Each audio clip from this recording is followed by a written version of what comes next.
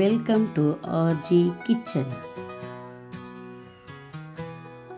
Welcome to Erode RG kitchen. RG கிச்சனில் இன்றைக்கி பருப்பு ரசம் பார்க்க போகிறோம். அதுக்கு தேவையான பொருட்கள்: பருப்பு 1 ஸ்பூன், ரசப்பொடி 1 ஸ்பூன், தேவையான அளவு வெல்லம், புளி சின்ன எலுமிச்சம்பழம் அளவு, மிளகு சீரகத்தூள், மஞ்சள் தூள், பூண்டு, தக்காளி, உப்பு, கருவேப்பிலை, கொத்தமல்லி. பருப்பை வேக வச்சு எடுத்துக்கலாம். பருப்பு பாருங்கள், நல்லா குழைய வெந்துருச்சு. இப்போது பருப்பில் தக்காளி கரைச்சி விட்டுருக்கேன்.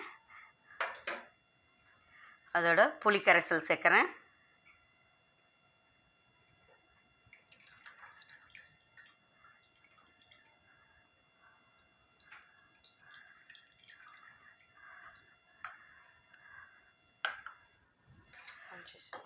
புளி கரைசல் சேர்த்தாச்சு.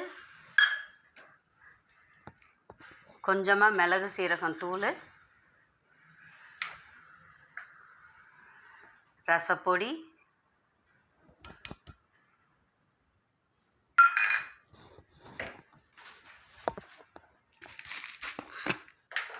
இதுக்கு தேவையான அளவு உப்பு,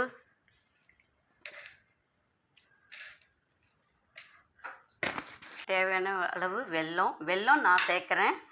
விருப்பப்பட்டால் சேர்த்துக்கலாம். வெல்லம் சேர்க்கும்போது ரசத்தோட சுவை நல்லா தூக்கி கொடுக்கும்.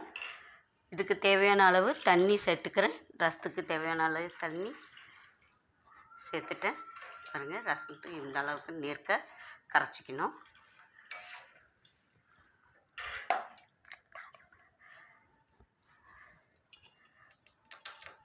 ரெண்டு பூண்டு இடித்து போட்டிருக்கேன்.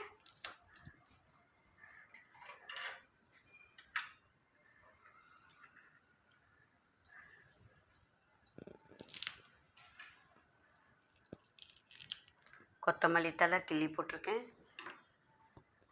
2 கருவேப்பிலை தழை கிள்ளி போட்டிருக்கேன். அவ்வளோதான், எல்லாமே சேர்த்தாச்சு. கொஞ்சமாக பெருங்காயம் ஆட் பண்ணுறேன். எல்லாமே சேர்த்தாச்சு. இன்னும் இது கொதி வந்தால் ரசம் ரெடி ஆயிரும். பருப்பு ரசங்கிறதுனால ஒரு கொதி விட்டு இறக்கணும். ரசம் நல்லா கொதி வந்துருச்சு. ரசம் ரெடி ஆயிடுச்சு. அப்புறம் சட்டியில் எண்ணெய் விட்டுருக்கேன். கடுகு,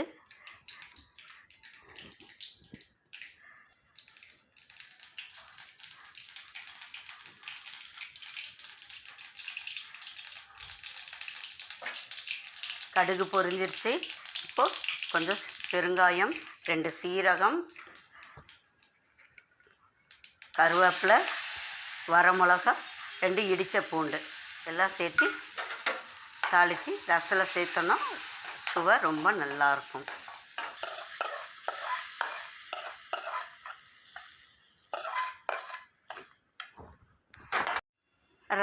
பருப்பு ரசம் ரெடி ஆயிடுச்சு. சாப்பாட்டோடு சாப்பிடும்போது ரொம்ப நல்லாயிருக்கும். இது முட்டைக்கோஸ் மசால் பொரியல். இதுவும் சாப்பாட்டோட பிணைஞ்சி சாப்பிடும்போது நல்லாயிருக்கும். ரசம் சாதம், தயிர் சாதம் எல்லாத்தோடையும் ரொம்ப நல்லா ஒத்துப்போகும். இதனோட லிங்க் டிஸ்கிரிப்ஷன் பாக்ஸில் கொடுத்துருக்கேன், பார்த்துக்கோங்க. எல்லோரும் லைக் பண்ணுங்கள், ஷேர் பண்ணுங்கள், கமெண்ட் பண்ணுங்கள், சப்ஸ்கிரைப் பண்ணுங்கள். அனைவருக்கும் நன்றி.